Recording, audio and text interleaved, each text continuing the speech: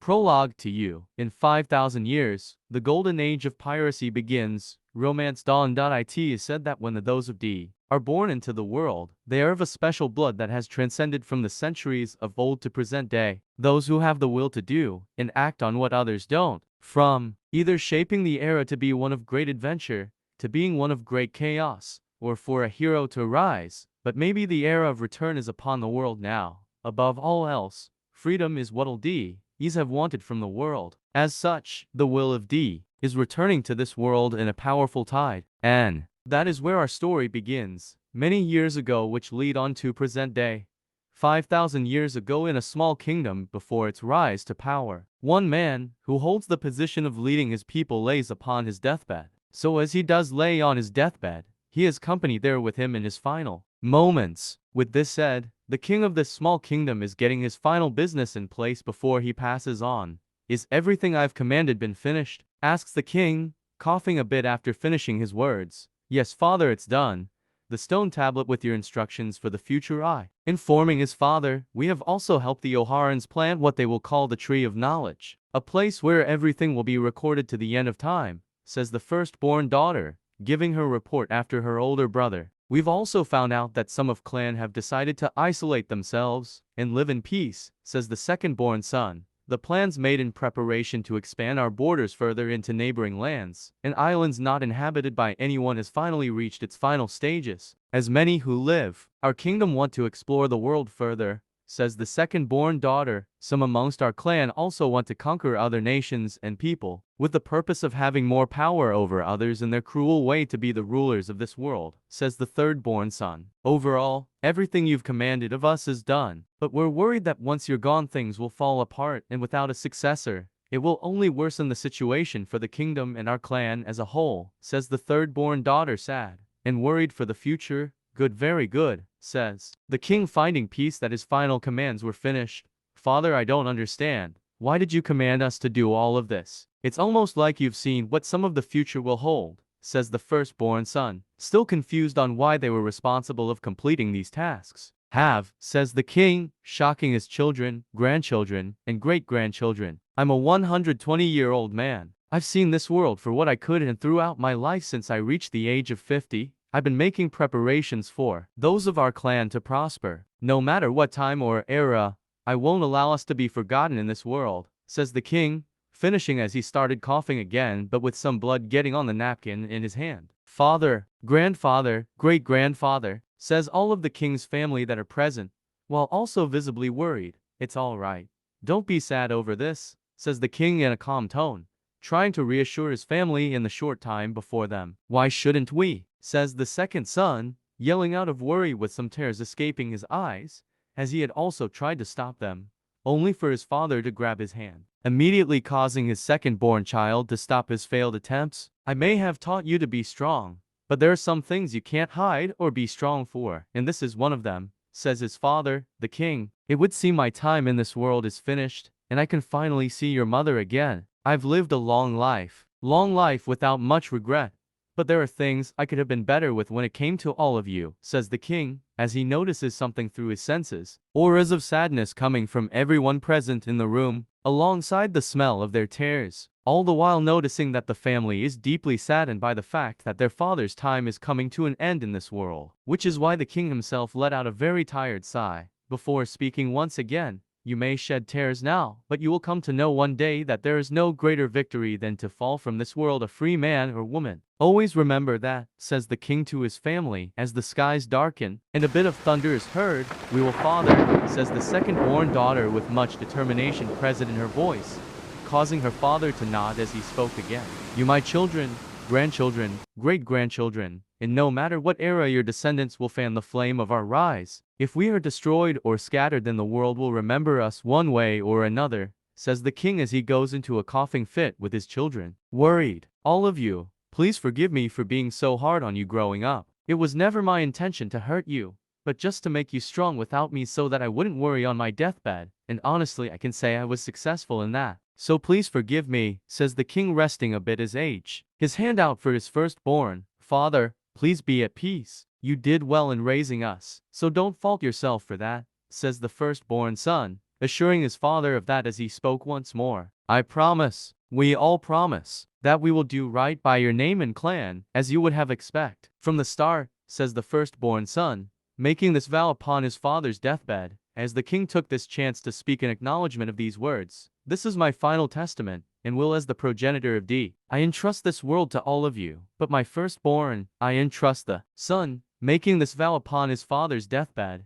as the king took this chance to speak in acknowledgement of these words. This is my final testament, and will as the progenitor of D. I entrust this world to all of you, but my firstborn, I entrust the future of our clan to you. Please, lead the monkey D name well, alongside the other families who bear the D as well, and may it keep you strong, says the king, struggling to speak with all his strength. As he finally passes on from the world, and with this said and done, an interesting soul with a story of his own passes from the W world, and with this said and done, an interesting soul with a story of his own passes from the world. As the skies above darken further, with the rain starting to come down heavily, but while also leaving behind saddened children, grandchildren, and great-grandchildren who would spread the D throughout the world as time would pass on, with numerous descendants taking on what the world would throw at them, leaving this to only be but a small part of the tale that was to come, which most certainly would shape the future. It was a very hot day, and sticky as well, as people were gathered down on Main Street towards the square on the island called Logtown. All the while as one man, who was shackled from his hands to toe, walked the street like it was a victory parade. Many in awe at his presence. Wealth, fame, power, Galdi. Roger had attained this and everything else the world had to offer, which was why he was facing his final moments before death, but he had acted like it was his coronation to the throne he had gotten. Destiny, fate, dreams. As long as there are people who seek freedom in this life, these things shall not vanish from the earth, thought Roger, as he remembered the words he had said so many countless times, while currently walking up the staircase leading to the execution platform with a smile ever present on his face. Reached the top, he had stopped in his stride, before the two executioners at the top started sweating a bit, due to the overwhelming pressure of this legendary pirate, still having the grin plastered on his face, only to then add attention looking at him. Do you have any final words to say? Asks the first executioner on his left side. As Roger looked to him now, would you mind taking these off? They're beginning to chafe me quite a bit. Please? Asks Roger in a polite tone of voice. I can't do that, says the first executioner, sounding stern as. Where am I going to run? That's all right, says Roger, giving up as his momentary response was met with silence. I guess I'm on my own for this one, says Roger, walking towards the center of the platform in order to sit down.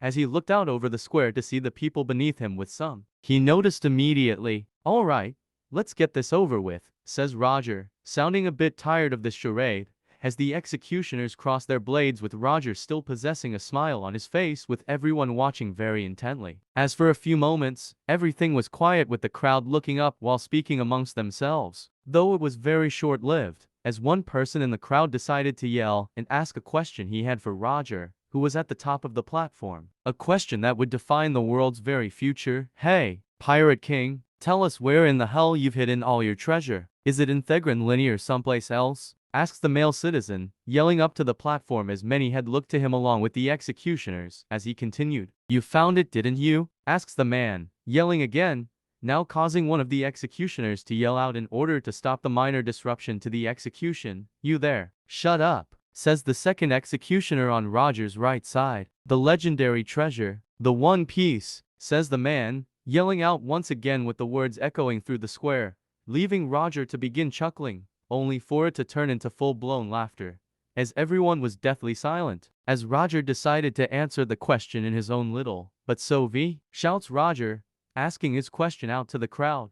Just shut your mouth, says the second executioner, turning to Roger quickly. Now, you can have it. I left everything I gathered in one place. Now, you just have to find it, says Roger, continuing to yell out to the people in defiance so he could give his answer. Execute, says the same second executioner, as both him and the other stabbed through Roger, killing him. As many were shocked by the words he spoke, the crowd cheered at this news as many were shocked by the words he spoke, the crowd cheered at this news as the sky darkened above for it to start to rain. As people who heard what they needed to hear from this spectacle started to leave or pay respects in their own way, some had their own thoughts on what was said. This is the beginning A new era has finally dawned, says a man laughing, who is also known as Doflamingo, noticeable by his light pink feather coat, which is the most distinct feature of all. As one young man cries, wearing a red clown nose, leaving another, who is also a young man with eyes that resemble a hawk's, and wears a cross necklace to look on at this scene with a serious expression present on his face, while an older man with a cigar placed in his mouth looks on quietly as people cheer. As a fourth individual with pale skin and horns protruding from the sides of his forehead, and stitches running vertically, decides to look on by doing the same as the one before him, in silence for the now deceased Pirate King, with the fifth individual, who was a young man with red hair and a straw hat, tipped his hat in respect, alongside covering his tears, having one thought present in his mind: "Farewell, Captain," thought the red-haired young man, who was currently in tears. So another D falls, leaving a new era for those to follow. Leaving a new era for those to follow. Will Roger, your legacy will not be forgotten amongst the world in our clan, thought one man in a green cloak with his hood up, as he walked away from the square in silence with a stern expression present on his face, leaving people to their cheering, as many would rush to his challenge in order to take the treasure Roger had attained. Along with this, many around the world would hear the news, as they also had ambitions of their own for the future on the horizon. Even those in Impel Down heard the news with the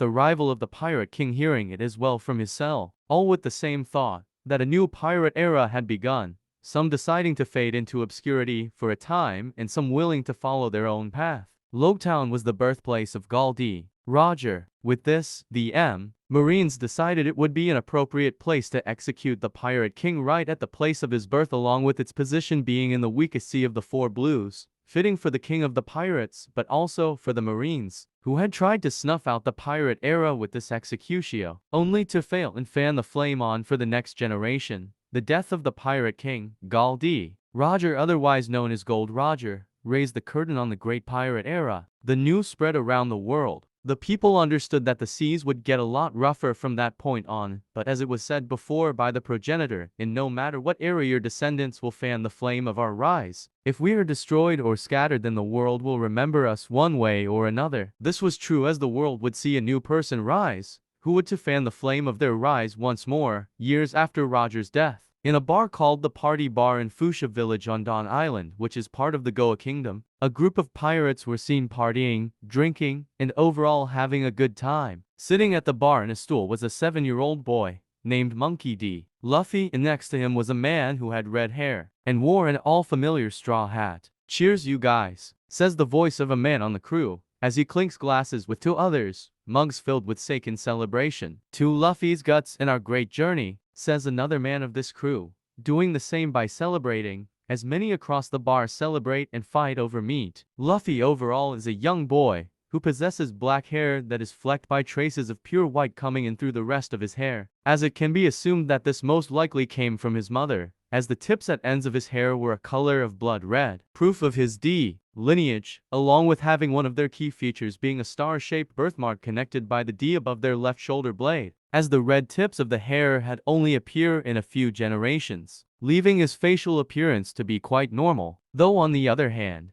he does possess a scar-like birthmark at the left side of his forehead, and a band-aid under his left eye for a while that was quite recent, which would to end up scarring all the same, and possesses icy blue eyes. "Ah, it didn't hurt at all, Shanks," says Luffy with tears in his eyes, and a smile present on his face, trying to appear brave. Due to some time earlier ago, Luffy had attempted to prove to the pirate crew that he could join them on their adventures, leading the boy to stab himself in the face, just under his left eye, which only went to throw the captain of this lively crew into a panic. "That's a lie, and you know it," says the man, now identified as Shanks, speaking to Luffy in a matter-of-fact tone as he continued speaking. "Don't do something reckless like that again," says Shanks in a stern voice. "But I'm not scared of getting hurt. Take me on your next voyage. I want to be a pirate too," says Luffy in an excited tone, as Shanks laughed at him a bit. "As if you could ever be a pirate," says Shanks, finding this all too amusing. "It's a fatal flaw for a pirate to be an encore," says Shanks, continuing to laugh now, while referring to Luffy by his nickname. "I'll be okay, as long as I stay on the ship. Plus, I can swim and I can fight too," says Luffy, still trying to convince Shanks, as he turned back to the food on his plate. I'm well trained so my punches are like pistols, says Luffy in his still excited tone of voice, now going through punching motions at the air in front of him. Oh really? Pistols? Asks Shanks with a bored expression, sounding very unconvinced with a hand to his face. What's that supposed to mean? Asks Luffy shouting, now a bit angry at the lack of enthusiasm from the pirate captain. And with this being said, another one of the pirates named Lucky Roo came up in order to speak now. He means you're too young, Luffy, says Lucky Roo, telling Luffy the reason. He's right. We got others on the crew older than you, says Yasop, making Luffy get angry even more. Please I'm not a. Making Luffy get angry even more. Please I'm not a kid. I'm old enough, says Luffy, yelling in defiance. Calm down Luffy. Here have some juice, says Shanks, as he gives Luffy the cup.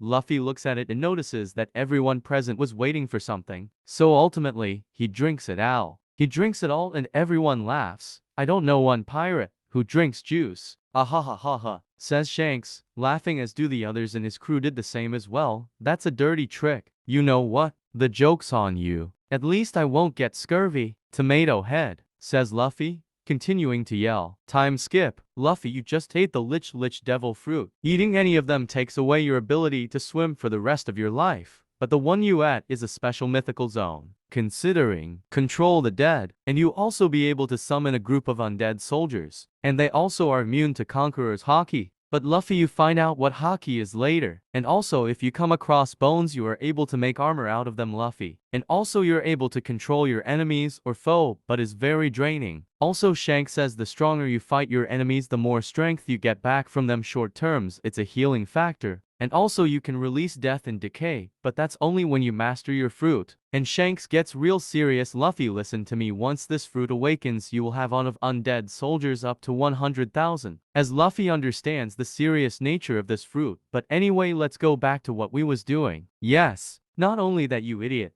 but considering you can control your anger to be silent anger in nature, you'll have complete control to draw on the full power of the fruit, says Shanks, as he continues speaking. The fruit is mostly combat surrounded. Up close combat to be precise, but can be the greatest close range and far range fruit ever to exist. Centuries ago, this particular devil fruit was used by a powerful individual who also had D in his name, though for reasons unknown his whole name was never revealed, as it's remained a mystery for some time to the public. Even to this day, says Shanks, beginning to speak as he continued. But what? He also has access to power to absolute zero essentially. As you can see Luffy's body is starting to turn into a pale blue color, as everybody in the bar turns around to say that a sword has appeared on his back with a blue aura around it with a dragon skull hilt. It turns out that the devil fruit energy given off for the duration of the battle allowed the user to absorb some of the other devil fruit powers, with the main reason being due to unknowingly giving it off in spades, as it was a time where people first started eating devil fruits entirely, leading to the user becoming someone who people wouldn't dare provoke or even challenge him, says Shanks, revealing more this information as he went further. Hence why this fruit is so rare, as it's described to be the ultimate devil fruit if